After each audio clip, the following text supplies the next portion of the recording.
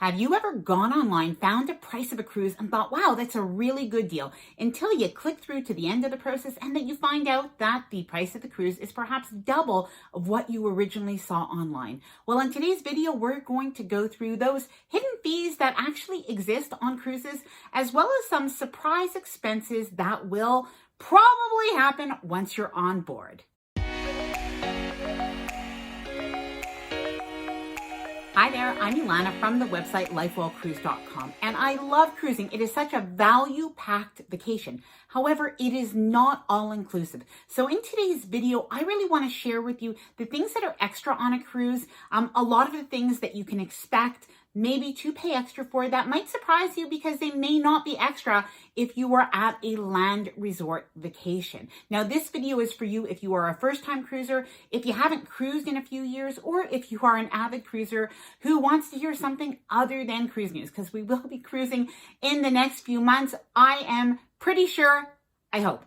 Let's get started on this video. But before I do, I did want to mention that if you like the video, please do give it a thumbs up. I appreciate it so much. And of course, please subscribe to the channel if you haven't done so already.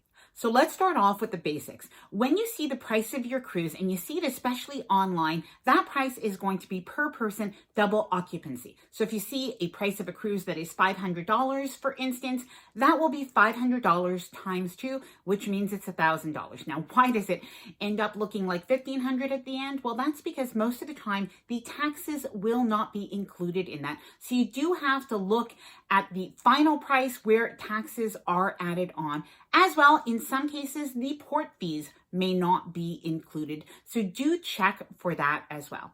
Now, other things that are not included in the price of the cruise, unless you get a more all-inclusive package, are flights. So flights are not included in them. And I know this is often different from an all-inclusive resort. Now, this is a very important tip for first-time cruisers, especially. Anything can happen if you fly in the day of your cruise, so always fly in the day before and just make it a worry-free vacation where you start off with peace of mind. So you'll need a flight before the cruise, you'll need a pre-cruise hotel, and then you'll need to think about an Uber, a taxi, or even a transfer to get to the cruise ship. So now that we got the basics out of the way, let's look at a few smaller items that are not included, but that can really add up and that might be surprising. Now, I do have a couple of more controversial items coming up soon, but let's start with the light ones to begin with.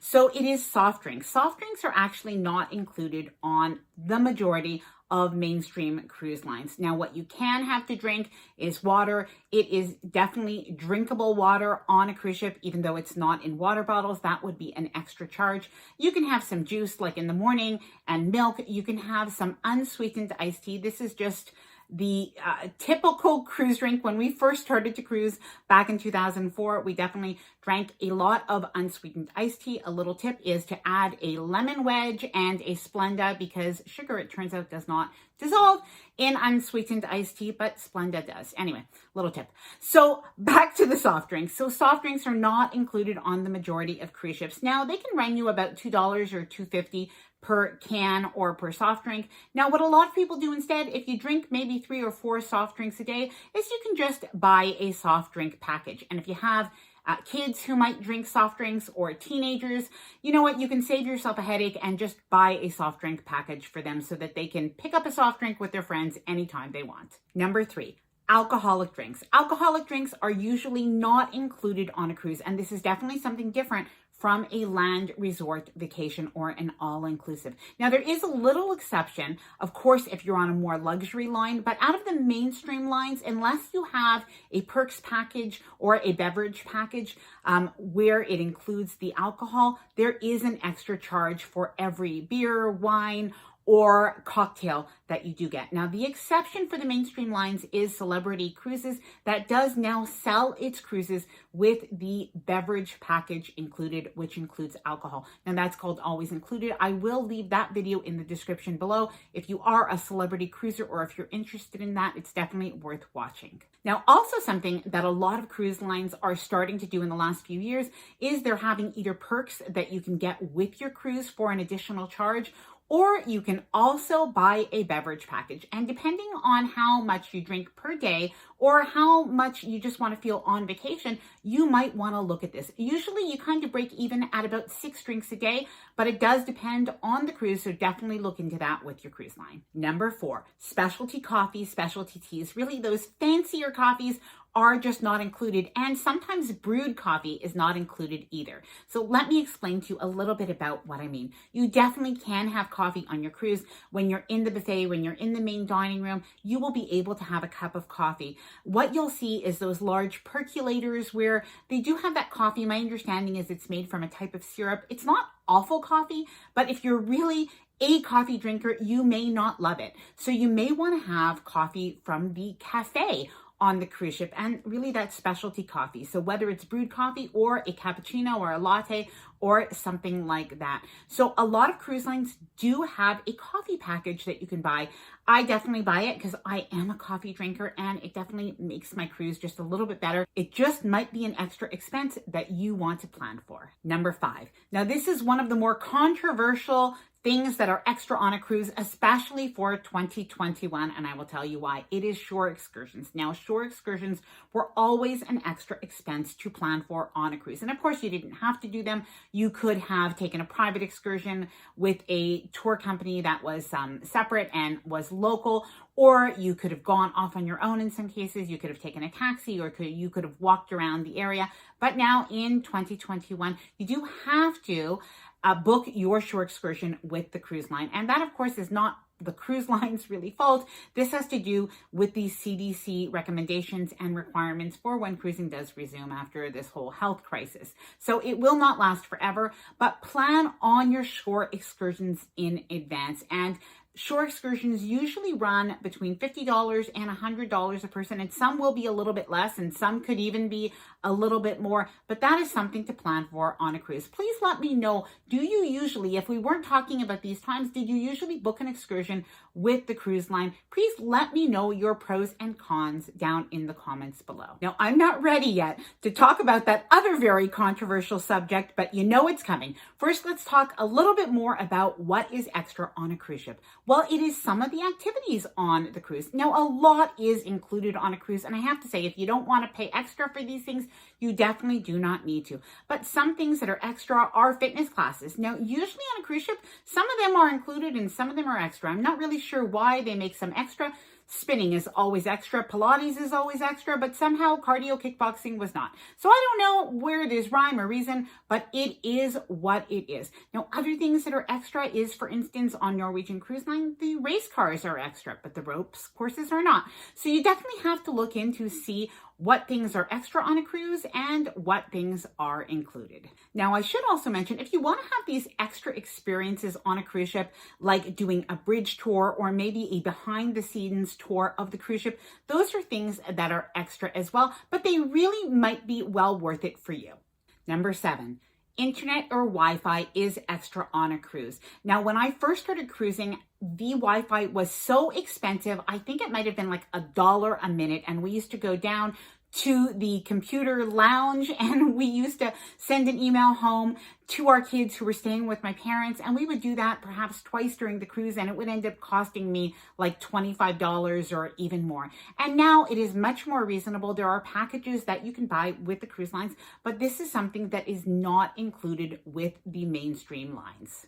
Now, I should mention that on Princess, you do have the Ocean Medallion and you have Medallion Net. That is really, really fabulous, fast internet. We've used it before and it is phenomenal. It is a very reasonable price, so definitely something to look into. And at the same time, Celebrity Cruises, included in their Always Included program, is Wi-Fi as well. Number 8. Specialty restaurants. Now, you definitely do not have to go to a specialty restaurant on a cruise because you will have so much food that is included. You'll have the main dining room, you'll have the buffet, you'll have casual places like a place to get pizza, a place to get burgers. You'll have maybe a cafe where you can get muffins and donuts and other baked goods. So you don't ever have to feel pressured to go to a specialty restaurant. However, these are really quite good, and you might decide once you're on a cruise ship to go. So I want to let you know so that you're not surprised with a big bill at the end. Now, something else that I should mention as well, if you cruised a few years ago, you might have known that room service was included. Now, several cruise lines have actually started to charge for room service a nominal fee of between $5 and $8, either all of the time or in some cases after 11 o'clock p.m. Now, other cruise lines do still include this. I personally really do like room service once in a while, but I don't like to pay for it. I have to be honest with you. Please let me know if you do order room service or not in the comments below. Number 9, the minibar. Now, this is never included when you're at a hotel, so I know you wouldn't think this was necessarily included. However, I know sometimes when people have the beverage package on a cruise, they think that the minibar is included. It is absolutely not, but I do have a little tip for you. You can actually ask your cabin attendant, your room steward, to empty out that mini fridge, which will usually have some soft drinks, some small liquor bottles, some water bottles. Ask them to empty that out so you don't even have to look at it, and then you can fill it with things that you get on the cruise ship. Maybe you get water bottles if you have a beverage package, and you could fill it with that or anything else that you need during the cruise, including ice in the ice bucket. Or you can even put in 1 or 2 bottles of wine. Most cruise lines do allow you to bring 1 bottle of wine per person on your cruise. Number 10. Yes, I saved the most controversial one, but very important thing to know for last, and this is gratuities for the crew. Now, on a cruise, it is traditional to give gratuities to the crew, but we don't hand out dollar bills during the cruise on the most part. What cruise lines will do is they'll actually charge a service charge or a gratuity fee per day per person on your cruise. Now, you can prepay this. A lot of times people like to do this so that you don't have to think about it during your cruise. It's already paid. And other times it could just accumulate day by day, and then you can put that on your credit card at the end of the cruise. Now, in some cases, people do ask, can I remove that from my bill on the cruise ship? Now, some cruise lines do allow you to remove it. Some cruise lines don't because they consider it a service charge. However, I would caution you about that, because when you do remove those service charges or that gratuity, well, it does kind of penalize the crew. And I know we can have a discussion about, should cruise lines have gratuities, or should it be included in the cost of the cruise and maybe the price should be higher? That is definitely something to discuss. However, for now, the crew that work really, really hard do actually rely on this. And the crew directly that are affected are the crew that clean your cabin. Now, a cabin is cleaned twice a day. It is quite amazing. They actually make your bed at the beginning of the day in the morning, and when you go for dinner and you come back to your cabin later at night, you'll see that your bed is turned down. It is really something nice. They do such a phenomenal job. They really take care of you. So you have your cabin attendant, you also have your waiter, your assistant waiter, the maitre d', and in a lot of cases we hear that there are people behind the scenes as well. So something to remember is, if you do go, if you don't really go to the main dining room and you go to the buffet,